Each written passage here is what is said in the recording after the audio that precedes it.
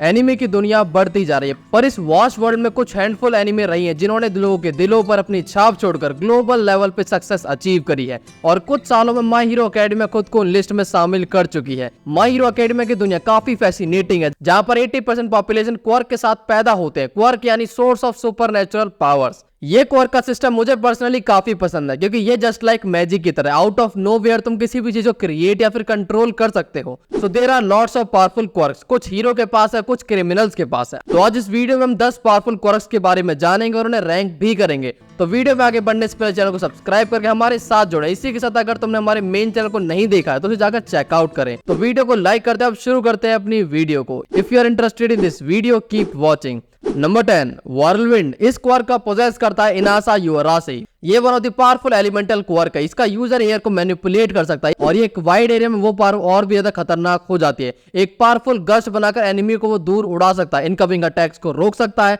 और खुद फ्लाई भी कर सकता है। और एक प्रिसाइज कंट्रोल के साथ मल्टीपल कूल चीजें करी जा सकती हैं। जैसा हमने देखा है, ये क्वर्क बहुत ऑफेंसिव और डिफेंसिव के लिए काफी यूजफुल है। इस क्वर्क की सबसे मेजर वीकनेस है heat based attack, like Todoroki की फैमिली पावर। हीट इनासा की एयर फ्लो को कंप्रेस कर देते हैं, जिससे वो अपनी पावर को सही से यूज नहीं कर पाता है। उसकी बॉडी पर भी इससे ज्यादा स्ट्रेन पड़ता है, पर इन सब के बावजूद भी इनासा ने अपने पावर को अच्छे से ट्रेन करा है और वो काफी ज्यादा पावरफुल बंदा है। नेक्स्ट है द एक्सप्लोजन क्वर्क। इस क्वर्क को कात्सुकी बाकुगो पोजेस करता है, जिसमें उसके पाम से नाइट्रोग्लिसरीन एक्सक्रीट होता है स्वेट की तरह, और यही सब्सटेंस एक्सप्लोजन क्रिएट करता है। बाकुगो ने अपनी पावर को जिस तरह से मास्टर किया है वो कमेंडेबल है। बाकुगो डिफरेंट साइज का एक्सप्लोजन क्रिएट कर सकता है जो काफी ज्यादा डिवास्टेटिंग होते हैं। ये क्वर्क अगर किसी और कैरेक्टर के पास होता तो हम उसकी फुल पोटेंशियल को नहीं देख पाते, बट बाकुगो के साथ ये क्वर्क अपनी हाइट को छू रहा है। सो इन एक्सप्लोजन से बचते हुए हम चलते हैं नंबर 8 की तरफ। शोटो टोडोरोकी का half ice and half hot quirk. Shoto को अपने फादर से फायर पावर मिली और अपनी मदर से आइस की पावर। तो शोटो के क्वर्क दो तरह की पावर को एमिट कर सकता है और ये चीज उसके अपीयरेंस से भी पता चलती है। शोटो हाफ साइड से आइस को क्रिएट करता है और मैनिपुलेट कर सकता है दूसरी साइड से फ्लेम्स को, और शोटो इन दोनों ही पावर्स को एक्सट्रीम तक कंट्रोल कर सकता है और यही चीज उसे बाकी क्वर्क यूजर से ज्यादा बेटर बनाती है। शोटो की एबिलिटी यूए के टॉप स्टूडेंट में काउंट की जाती है। खासकर शोटो ने अपनी एबिलिटीज को डिफरेंटली ट्रेन किया, जहां पर पहले वो बस आइस पे डिपेंड था क्योंकि उसे अपनी फादर की पावर एबिलिटी को यूज नहीं करना था, पर जब उसने फायर को यूज करना शुरू करा तब हमें इस क्वर्क के कॉम्बिनेशन के बेहतरीन साइड देखने को मिली। दो पावर का होना सच में इंप्रेसिव है, बट इससे ज्यादा इंप्रेसिव है कि तुम्हारी फ्लेम्स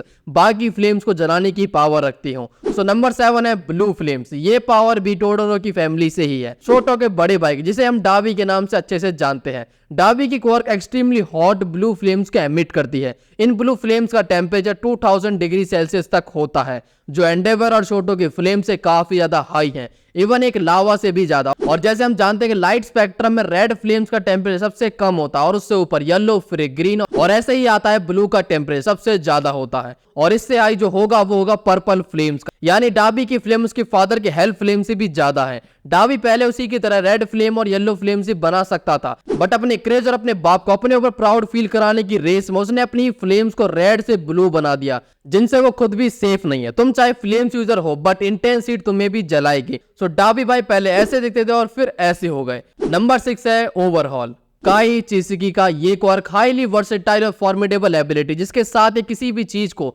बस छूकर डिसअसेंबल और रीअसेंबल कर सकता है, फिर चाहे वो लिविंग हो या फिर नॉन लिविंग चीज हो। ये एबिलिटी सब of most over power ability में से एक है, जहां पर यूजर को अपने ओपोनेंट को मारने के लिए बस उसे टच करना होगा और उसे वो इंस्टेंटली टुकड़ों में बदल देगा। ये एबिलिटी शिगराशी जैसी ही है, बस इसमें यूजर के पास अटैक को रिवर्स करने की पावर भी है, यानी किसी को मारने के बाद उसको रिवाइव भी किया जा सकता है सिंगल टच में। ये एक गॉडली पावर की तरह है, बस इसमें लिमिटेशन है टच करने का फैक्टर, बट अगर इसका इस्तेमाल दूर से किया जा सके तो ये पावर सच में गॉडली पावर बन जाएगी। वैसे जिस तरह से ओवरऑल की पावर पहली बार शो की गई थी वो अनस्टॉपेबल लग रही थी और नॉर्मल तरीके से रोकना भी उसे इम्पॉसिबल था, but thanks to cute Eri. Next है number 5 decay, also known as Hokai. इस क्वर्क को पोजेस करता है टोमुरा शिगराकी, जिसके साथ वो किसी की चीज को सिंगल टच में खत्म कर सकता है। एक सिंगल टच और वो चीज धूल बन जाएगी। है ना मॉन्स्टरस पावर। इस पावर को एक्शन में देखने के बाद कोई भी बंदा मेरी तरह सोचेगा कि इस पावर को एज अ हीरो कंसीडर नहीं किया सकता। एक टाइम पर हम ओवरऑल को कह सकते हैं अगर ये एबिलिटी किसी हीरो के पास होती तो वो most of the powerful hero बन जाता, बट वो डेकिक power, it's very dangerous power. Even इसका यूजर भी इससे फुल्ली इम्यून नहीं है, वो इसके ऊपर भी कुछ साइंस अफेक्ट करता है, पर स्टिल स्टिल इस मॉन्स्टर्स क्वार्क के होने के बावजूद उसे सेकंड चांस दिया गया। नाइस, मैं होता तो उसे मार देता, वो भी बहुत बुरी तरह से। Yes, I am ruthless bro.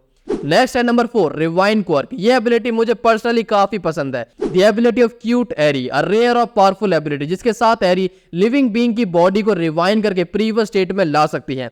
ये क्वार्क रेयर म्यूटेशन की वजह से बना, इसलिए इस तरह की पावर्स हमें सीरीज में और देखने को नहीं मिलती हैं। एरी की पावर एक मिरेकल है जो उसकी लीनियज ने उसे दी है। ये रिवाइंड करने की पावर किसी पे भी उसका यूज करना किसी की हेल्प करने के लिए मैड क्वार्क से भी बेटर है, जैसा हमने ओवरहॉल और डेगो की फाइट में देखा था, जहां पर इस क्वार्क की वजह से डेगो अपने 100% फाइट कर पा रहा था। बट अगर इसे अटैक की तरह यूज करे तो सामने वाले वापस से एक बेबी स्टेट में आ जाएगा, और या फिर वो वापस स्पर्म या फिर एग स्टेट में भी आ सकता है।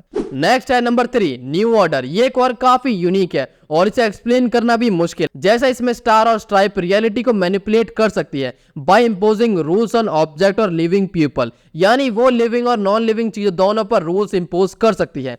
न्यू ऑर्डर ने अपनी पावर से शिगराकी की कई सारी क्वार्क को डिस्ट्रॉय कर दिया था। इंपॉर्टेंट बात यह कि एक टाइम पर ये 2 ही रूल्स को लगाया जा सकता है किसी के ऊपर भी। उसके लिए भी इसको उस पर्सन को टच करना होगा और उस ऑब्जेक्ट का नाम लेना होगा, क्या उसका रियल नाम क्या है, and then boom boom boom. Next है नंबर 2, ऑल फॉर वन। ये क्वार्क सबसे ज्यादा पावरफुल क्वार्क में आता है आफ्टर वन फॉर ऑल। इस क्वार्क के साथ हम किसी और की क्वार्क को चुरा सकते हो और उसे किसी और पर्सन को भी ट्रांसफर कर सकते हो, और उसी के साथ स्टोलन क्वार्क को स्टोर करके एक साथ यूज भी किया जा सकता है। और इन एबिलिटी की वजह से ये क्वार्क एमएचए के विलन के पास है। इस क्वार्क के पास वो फियर की पावर है जो दूसरों की पावर को छीन कर उन्हें होपलेस बना देता है, और मल्टीपल क्वार्क को एक साथ मैनिफेस्ट करके काउंटलेस ओपोनेंट को एक साथ खत्म किया जा सकता है। क्वार्क्स को चुराने तक फिर भी ठीक था, पर इसका जो जिस तरह से दूसरों को मैनिपुलेट करता है वो मुझे ज्यादा औसम लगा। नेक्स्ट है नंबर 1, वन फॉर ऑल। ये क्वार्क जनरेशन से पास्ड ऑन हुआ है एक पर्सन से दूसरे पर्सन के पास, बस ऑल फॉर वन को रोकने के लिए। उन सभी प्रीवियस यूजर ने इस क्वार्क के साथ डिफरेंट एबिलिटीज को मैनिफेस्ट किया और उसे मास्टर करके वन फॉर ऑल से फाइट करिए। इस क्वार्क की उस रेयर और पावरफुल पावर को स्टॉक पाइल करना और एक चोजन वन को देना इससे सबसे ज्यादा पावरफुल बना देता है। इसकी हर एक एबिलिटी अपने आप में बहुत ज्यादा इंप्रेसिव है और उन सभी एबिलिटी के साथ ये क्वार्क अनस्टॉपेबल है, और इसी के साथ ये क्वार्क टॉप पर आ जाता है अपने पावर के मामले में। पर ये क्वार्क भी ऑल फॉर वन की तरह ही काम करता है, यूजर की पावर को अपने अंदर स्टोर कर लेना और यूजर का एक पार्ट भी, और दूसरों को पावर भी दे सकता है। इसी के साथ ये क्वार्क सभी की हो सकती है, बट ये सिंपल क्वार्क नहीं है, ये बहुत ज्यादा कॉम्प्लेक्स है। अगर किसी को ये पावर दी गई और उसकी बॉडी से होल्ड करने के कैपेबल नहीं हुई तो वो डेको की तरह अपने हाथ पैर तोड़वाकर व्हील चेयर पे आ जाएगा, क्योंकि उसके पास डेको की तरह प्लॉट आर्मर तो नहीं होगा, और वह सिनेरियो होगा कि उसकी बॉडी फट जाएगी और बॉडी का गू बन जाएगा। So that's all for today from my side, और मिलते हैं नेक्स्ट वीडियो में, वो भी बहुत जल्द। तो वीडियो तुम्हें कैसी लगी कमेंट्स में जरूर बताना, और हमारे मेन चैनल को भी चेकआउट करना।